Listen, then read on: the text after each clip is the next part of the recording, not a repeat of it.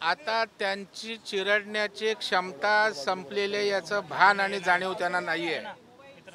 Bharatiya Janata party या देशातला शक्तिशाली आणि महाराष्ट्रात सर्वाधिक ताकदवान विश्वासार्ह पक्ष आहे आणि त्याच्यामुळे त्यांना चिरडण्याची क्षमता त्यांच्यात राहिलेली नाही हे त्यांनी प्रथम समजून घेण्याची आवश्यकता आहे.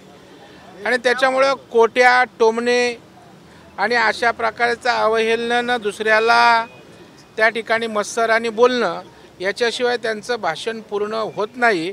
आणि ढेकणांचा उल्लेख करत असताना त्या अस्वच्छता असले की निर्माण होतात.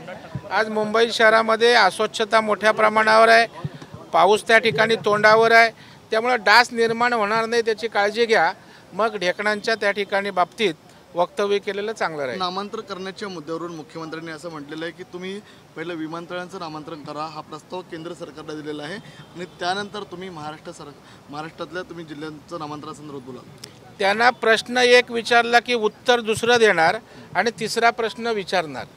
तसं आता संभाजीनगरच्या नामकरणाविषयी विचारलं, विमानतळाच्या विषयी ते सांगतायत. जसं की केंद्राकडे बोट कुठलंही झाली गोष्ट की दाखवायची, तसाच प्रकार त्यांचा आहे. आणि ते म्हटलं की त्या ठिकाणी संभाजीनगर होतं, अशा प्रकारचे टीझर त्या ठिकाणी त्यांनी लावले होते. मग ते भाषणात त्यांनी सांगितलं पाहिजे राज्याचा मुख्यमंत्री म्हणून की होय संभाजीनगरचं, औरंगाबादचं आम्ही संभाजीनगर करतोय. परंतु आता निवडणुका पण राज्यसभेच्या आहेत. MIMच्या मतांचं काय होईल, सपाच्या मतांचं काय होईल आणि अजेंडावर सुद्धा आपल्या किमान समान कार्यक्रमात काय काय त्यांना कबूल केलं आहे. आणि त्याच्यामुळे सत्ता महत्त्वाची झालेली आहे. हिंदुत्व, नामांतर हे विषय त्यांच्या दृष्टीनं कालबाह्य झालेले आहेत. त्यांनी असं देखील म्हटलेलं की 30 वर्ष आम्ही ज्यांच्यासमोर काश्मीरमध्ये जाऊन करा, हे नामर्दांचं हिंदुत्व नाही असं एक त्यांनी म्हटलेलं आहे. अरे मर्द नामर्द या देशामध्ये जनता बघत असते. या देशाचा पंतप्रधान नरेंद्र मोदी साहेब आहेत.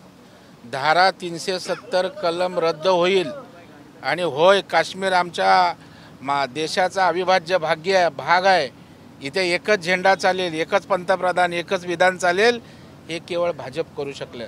आणि 56 इंचाचे छातीचे पंतप्रधान नरेंद्र मोदी करू शकले. तेव्हा कोण बोललं रक्ताचे फाट होईल, अमकं होईल, तमकं होईल. एक टिपूससुद्धा त्या ठिकाणी कोणी दंगल महाराष्ट्रामध्ये देशात घडवू शकले नाहीत. आणि आता हेही सांगतोय की जे काश्मीरी पंडित यांच्या अत्याचार हल्ले होत आहेत, योग्य वेळ आल्यावर त्या ठिकाणी पंतप्रधान नरेंद्र मोदी साहेब, देशाचे गृहमंत्री अमित शाह चोख उत्तर देतील, हे येणारा काळ सांगेल. आणि त्याच्यामुळे मर्द नामर्द कोण आहेत हे देश पाहतोय. आता त्यांनी काय बोलावं त्यांचा विषय. 30 वर्ष ज्यांच्यासोबत आम्ही राहिलो, ज्यांच्या गादीत आम्ही खेळलो, त्यांनी आम्हाला धोका दिला. मात्र जे आमच्या विरोधात आहेत ते आज आमच्यासोबत सरकार बनवलं आहे आणि आम्ही महाराष्ट्राला पुढे घेऊन चाललो आहे. नांदा सौख्य भरे काय होते ते बघताय आपण सगळं. आणि 3 वर्षामध्ये आदरणीय बाळासाहेब 30 वर्ष नेतृत्व करत होते. म्हणजे बाळासाहेबांना यांनीच सांगितलं, मध्ये कोणीतरी स्टेटमेंट केलं समजत नव्हतं. आणि आता राज्याचे मुख्यमंत्री ते झालेले आहेत. आणि आता त्यांना उपरती त्या ठिकाणी होते की 30 वर्ष सडली म्हणून. 2.5 वर्षामध्ये काय होतं आहे आणि त्या ठिकाणी प्रगती होते, विकास होतोय की शिवसेनेची अधोगती होते, हे लोक पाहतायत, शिवसैनिक पाहतायत. औरंगाबादच्या पाणी प्रश्नामुळे आखाती देशांसमोर भारताला नमावं लागतंय, गुडघ्यावर टेकावं लागतंय. भाजपचे टिनपाट लोक आहेत की ताकदवान लोक आहेत की संस्कारित लोक आहेत? नाही, ह्याच्याशिवाय ते बोलू शकत नाहीत. त्यांना क्षमता आहे, संघाने ते करावं असं पण म्हटलं. एक लक्षात ठेवा, अशा प्रकारचं वैफल्यग्रस्तच लोक बोलू शकतात.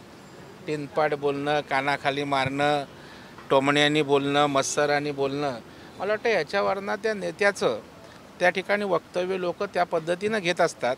आणि त्यांनी बोलल्यामुळे त्यांनी गाय मारली म्हणून आम्ही वासरू मारायला पाहिजे असं काही कारण नाही आहे. संघ काय आहे, संघाने या देशाप्रती काय योगदान दिलं आहे, आजही त्या ठिकाणी हिंदुत्वाची भूमिका निभावण्यात संघ काय करतोय हे हिंदुत्ववादी जनता त्या ठिकाणी मांडते. त्या ठिकाणी हिरव्या विचारधारेबरोबर मांडीला मांडी लावून बसणाऱ्यांनी त्या ठिकाणी आम्हाला हिंदुत्व आणि संघाला 4 गोष्टी शिकवण्याची आवश्यकता नाही. औरंगाबादमधील पाणी प्रश्नाचा उल्लेख त्यांनी केलेला आहे की तुमचं सरकार जेव्हा होतं तेव्हा तुम्ही पाणी प्रश्न सोडवला नाही, आता फक्त ओरड केली जाते, आक्रोश मोर्चा काढले जाते असंही त्यांनी. पाणी प्रश्नासाठी पहिलं काय करावं लागतं हे समजून घेण्यासाठी वेळ द्यावा लागतो. त्याचबरोबर अधिकाऱ्यांच्या बैठका घ्याव्या लागतात, प्रश्नाचं गांभीर्य समजून घ्यायला लागतं. माझा साधा प्रश्न आपल्या माध्यमातून आहे, हर घर जल हे जलजीवन मिशन हे पंतप्रधान नरेंद्र मोदी साहेबांनी 15 ऑगस्टला देशभर अभियान त्या ठिकाणी केलं की प्रत्येकाच्या घरी नळ गेला पाहिजे, नळांनी पाणी गेलं पाहिजे. इतर राज्य आहेत ते 25 ते 30% 75% जलजीवन मिशनचा कार्यक्रम राबवला. महाराष्ट्रात आपलं टार्गेट 1.25 कोटीच्या आसपास होतं.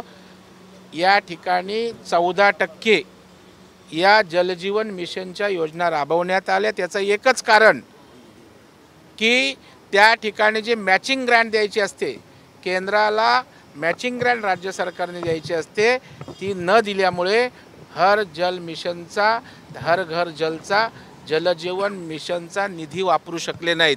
याचं उत्तर पहिलं त्यांनी द्यावं. केंद्राने दिलेला निधी आपण वापरू शकलो नाही तर पाण्याच्या प्रश्नावर आणि त्या ठिकाणी अशा प्रकारच्या गोष्टी बोलण्याचा नैतिक अधिकारच त्या ठिकाणी उरत नाही. ईडीने आरोप केलेला आहे की महाराष्ट्राचा अपप्रचार केला जातोय. महाराष्ट्रामध्ये उद्योग येऊ नये म्हणून ईडीचे धाडे टाकले जातात. हिंमत असेल तर काश्मीरमध्ये धाड टाकून दाखवा. हिंमत होती म्हणूनच काश्मीरमधलं 310 कलम रद्द करून त्या ठिकाणी दाखवलं. आणि त्याच्यामुळे हिंमत आहे, तो हिंमत कर्तृत्वानं कृतीनं दाखवतो. आणि पंतप्रधान नरेंद्र मोदी कधीच सांगत नाहीत, ते डायरेक्ट कृती करतात आणि देश त्यांच्या हिमतीचं त्या ठिकाणी गौरव करतो, कौतुक करतो. आणि त्याच्यामुळे मला वाटतं देशाला माहीत आहे, देशातील जनतेला माहीत आहे. आणि मागेच देवेंद्रजींनी सांगितले की तुम्ही म्हणजे महाराष्ट्र नाही, महाराष्ट्राला काय वाटतं ते आम्ही सर्व तळागाळात कार्यकर्ते असतो, आमदार खासदार आहेत, त्याची आम्ही दखल घेत असतो. आणि त्याच्यामुळे आपण म्हणजे महाराष्ट्र या आविर्भावातनं पहिलं बाहेर यायला पाहिजे.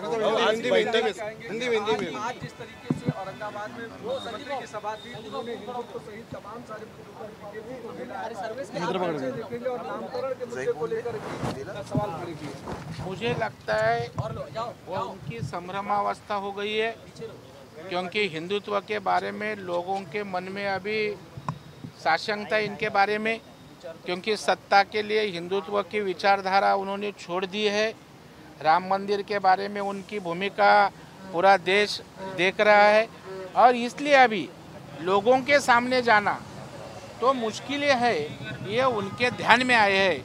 इसलिए हिंदुत्व के साथ हम हैं ये बताने का प्रयास है, जो बीकेसी के सभा में किया लेकिन रिस्पांस नहीं मिला. फिर एक बार संभाजी नगर में यही हिंदुत्व का नारा बुलंद करने का प्रयास है, लेकिन अभी बूंद से गई वो हौद से नहीं जाती. इसलिए लोगों को अभी मालूम है ये अभी सत्ता के लिए हिंदुत्ववादी विचारधारा लेंगे नहीं, इसलिए वो सत्य के लिए एडजस्टमेंट करेंगे. और जिन्होंने जिंदगी भर हिंदुत्व को विरोध किया उनके साथ सत्ता टिकाने के लिए उनका हिंदुत्व के प्रति जो दिखावा है वो दिखावा है. सीधे उद्धव ठाकरे ने धमकी दी है कि हमारे आड़े हाथों मत आओ, हमारे हाथ खटमलों को मारने के लिए नहीं. मुझे लगता है वह राज्य के मुख्यमंत्री है, उसका वो ध्यान करते जाए. बीच बीच में पक्ष प्रमुख करके स्टेटमेंट करना और इस महाराष्ट्र राज्य के मुख्यमंत्री करके स्टेटमेंट करना, मुझे लगता है इसमें फ़र्क है. प्रवीण भाऊ, लगातार वो कह रहे हैं कि जितने भी बीजेपी मोर्चा निकाल रही है, जैसे आक्रोश मोर्चा का उन्होंने हवाला दिया, कहा कि सत्ता आपकी चली गई इसलिए वो आक्रोश निकाल रहे हैं, वो क्रोध निकाल रहे हैं क्योंकि आपकी सत्ता चली गई. उनकी सत्ता कौन से खंबे पे खड़ी है वो ज़रा आकलन करे. अभी राज्यसभा का चुनाव है, तभी भी क्या स्थिति है वो सामने आएगी. और मुझे लगता है अभी जनता उनको ठुकराने लगी है. जो जल आक्रोश मोर्चा देवेंद्र फडणवीस साहब के नेतृत्व में संभाजी नगर में निकला वो बहुत ही बड़ा था, और उससे आने वाले चुनाव में संभाजी नगर में हमारी स्थिति क्या होगी इसका उनको डर है. संभाजी नगर नामकरण का क्या होगा, हिंदुत्व का क्या होगा. अभी 250 कोटी रास्ते के लिए दी, क्यों दिए? अभी दिए ना. इसके पहले जो देवेंद्र फडणवीस साहब ने 1,500-2,000 कोटी की जो योजना लाई थी, वो योजना का क्या होगा? वो योजना कंप्लीट क्यों नहीं करती है? इसका जवाब देना चाहिए. खाली इसको कुचलेंगे, उसको मारेंगे, उसको ठोकरेंगे. अभी उससे ज़रा बाहर आके इस राज्य के हम मुख्यमंत्री हैं, विकास के बारे में ज़्यादा चर्चा करते तो अच्छे होते. भाऊ, विनायक मेटे नाराज आहेत. विनायक मेटे उघडपणे नाराजी व्यक्त केली त्याबद्दल. नाही, मला वाटतं हे बघा, एक प्रक्रिया असते आणि ते नाराजी व्यक्त केली असेल, पण आम्ही भेटू. शेवटी जागा कमी असतात, इच्छुक अनेक असतात. आता भारतीय जनता पार्टीमध्ये पण अनेक इच्छुक होते आणि त्याच्यामुळे स्वाभाविक कमी जागा असल्यावर जे इच्छुक असतात ते कमी जास्त प्रमाणात नाराज होतात. परंतु त्यांचा देवेंद्रजींवर विश्वास आहे, भारतीय जनता पार्टीवर त्या ठिकाणी विश्वास आहे. काही क्षणाची नाराजी असू शकते, आम्ही भेटू, नाराजी दूर करू. उन्होंने ये भी कहा कि ईडी का इस्तेमाल कश्मीर में क्यों नहीं करते हैं? वो हम क्या करना, वो मोदी साहब समर्थ है, इनके सल्ले की आवश्यकता नहीं है. त्याचबरोबर अतुल सावे जे जातात त्यांच्याविषयी बोलत असताना मुख्यमंत्री असे म्हणाले की त्यांचे वडील मोरेश्वर सावे हे गेले होते मस्जिदचा विवादित ढाचा पाडण्यासाठी.